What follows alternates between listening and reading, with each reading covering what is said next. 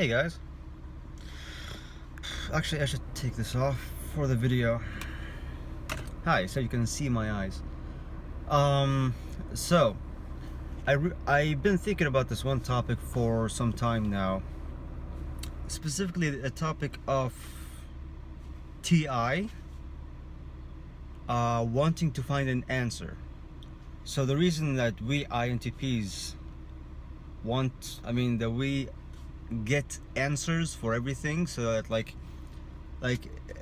we believe subjectively that there's no question we can't answer. We just have to keep trying, and with time we will find an answer always. And our answers tend to be logically consistent, and they tend to take everything into account.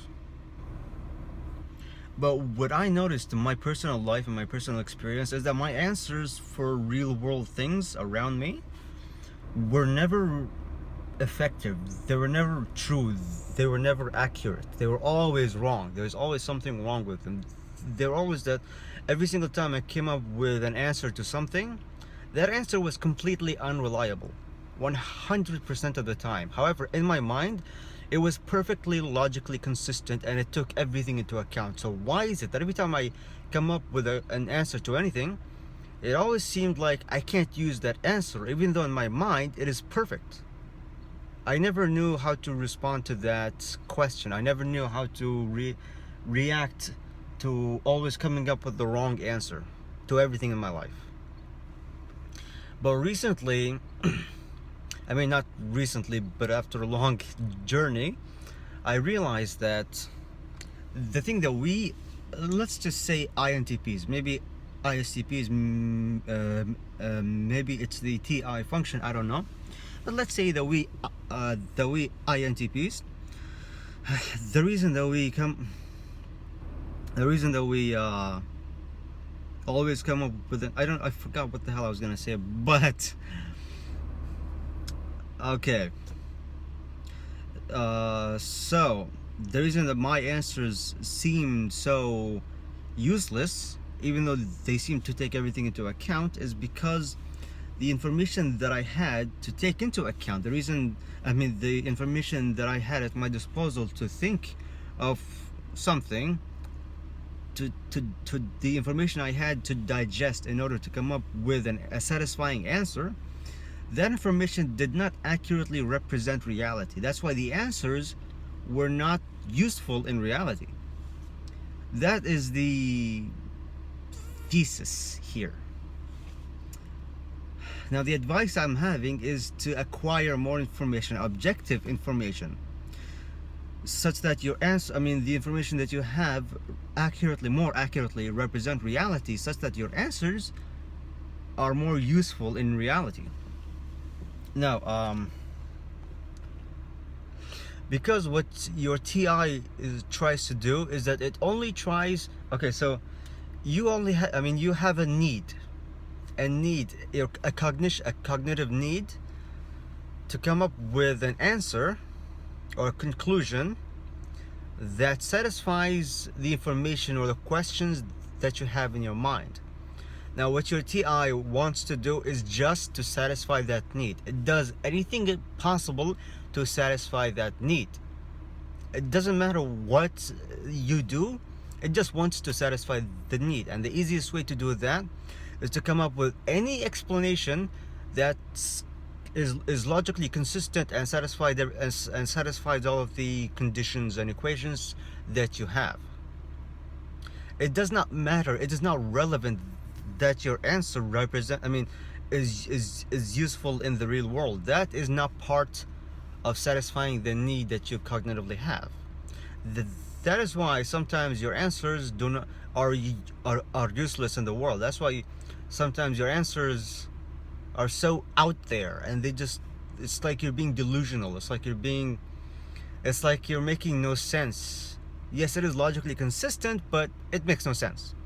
But your need that gets you to find an answer to your questions that doesn't require you to make sense. It just requires you to make some sense of it. It just requires you to be logically consistent and cover all bases. It doesn't matter how you cover it, as long as it's covered. And in order to avoid the pitfall, to avoid the pitfall of making no sense, of seeming delusional, of coming up with answers that are completely useless, you have to make sure that your information that you're digesting to come up with that answer, or like the questions and the equations that you have that make you question, make you want to come up with an answer to begin with, that create this need in the first place, accurately represent reality. Now, if you have limited knowledge, you will come up with answers that are too naive, or answers that are too short-sighted, or like shortcomings in your answers, you know, like immature answers, you know, that kind of stuff. Basically, your answer would not be useful. Your answer would not make any useful sense. It would make sense logically, but again, it wouldn't make useful sense. It wouldn't be practical. It would be useless just because it satisfies the need, and that is all that it's trying to do. Now, what you have to consciously do is you have to put that need under control. So you have to like postpone satisfying the need until you make sure that your information that you have accurately represents objective reality practically. So the way to do that is to explore with your NE, or maybe if it applies to ISTPs, explore with your SE. So what you have to do again is acquire more knowledge, do stuff around the world, expose yourself to different people, to different experiences, different perspectives, whatever, to make sure that your knowledge accurately and directly represents reality, objective reality, such that if you satisfy that requirement, that the information that you have in your mind accurately represents objective reality, then your brain automatically coming up with some way to satisfy the need to come up with an explanation of all of this information that you have that begs a question, that answer will automatically be useful in objective practical reality. If you don't have information that accurately represents reality, then what you're doing is creating a question and having an answer for it, while those two things are irrelevant to the real world. It's like you're questioning, what if I was a turtle, and then answering I would be slow. But so what? You have a question and an answer that are irrelevant to reality, irrelevant to the real world. It's like you created a need and you satisfied it, and you satisfied that need, but so what? it's useless. It's not going to get you anywhere. It's not going to help you understand anything any better. It's not going to help you make your life any better or make you any happier. It's completely useless.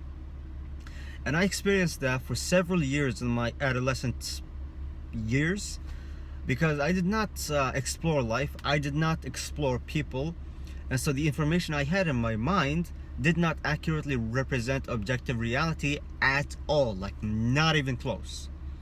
So the conclusions I came up with, the theories I came up with, 99% of the time were crap, were trash, were nothing. I might as well throw them in the trash, the toilet, and flush, because they're as useless in the sewers as they are in my mind. And the information, the theories and the conclusions I come up with now are much more real.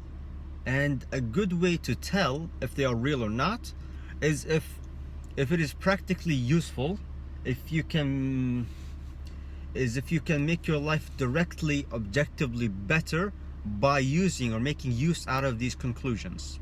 And also another metric is if other people easily and quickly agree with you.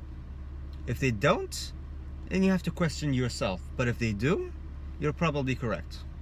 You'll probably be on the right track. You probably have information that accurately represents reality. Now that metric of fusing other people's agreeableness with your theories only works if other people's information about reality is objectively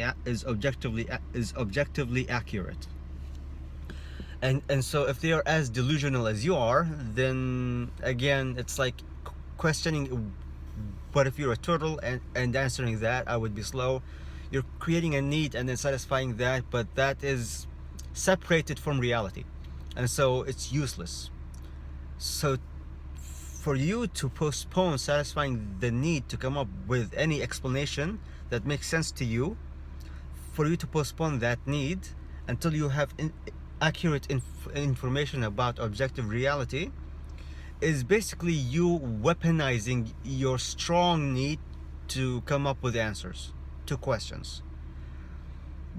It's like a gun. If you fire it anywhere, it's not going to do much, but if you fire it at the right person or in the right direction, it's going to kill people.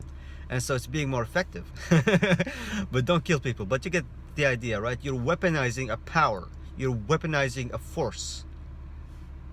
And if you weaponize it in the right direction in your life, you can make all the difference in the world that no one around you usually can.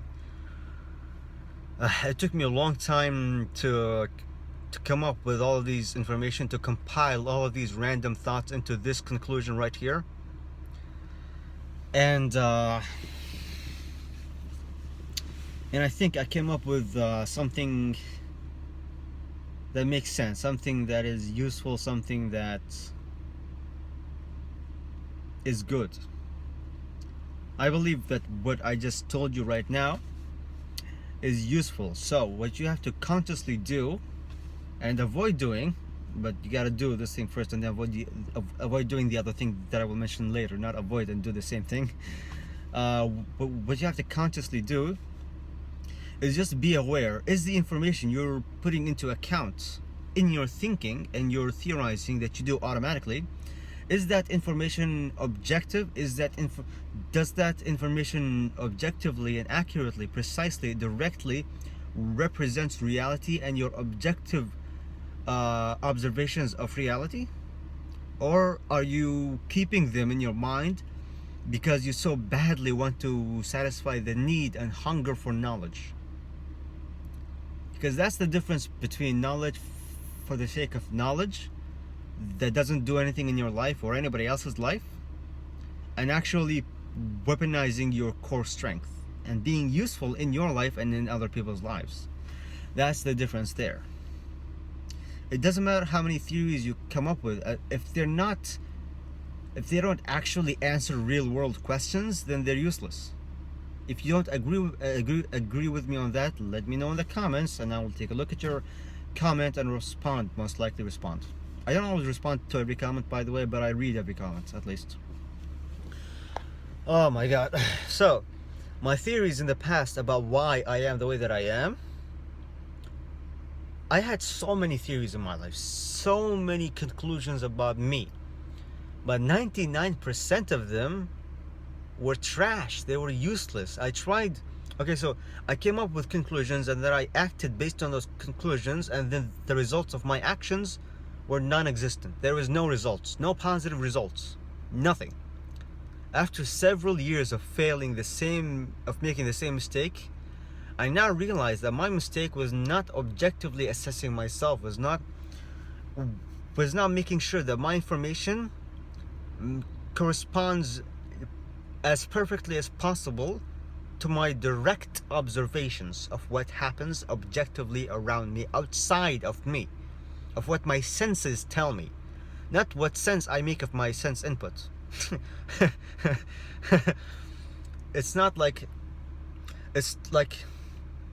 to tell yourself that what you see is what is, and then make sure that the information you have in your mind corresponds directly with what you see, what you smell, what you observe, what you experience. That is a way to solidify your information or data bank. And then, because if that data bank is unreliable, then everything you do based off of that is also unreliable. No time to talk any further. Sorry about cutting it short like this, but I hope you got the general information here. Yeah.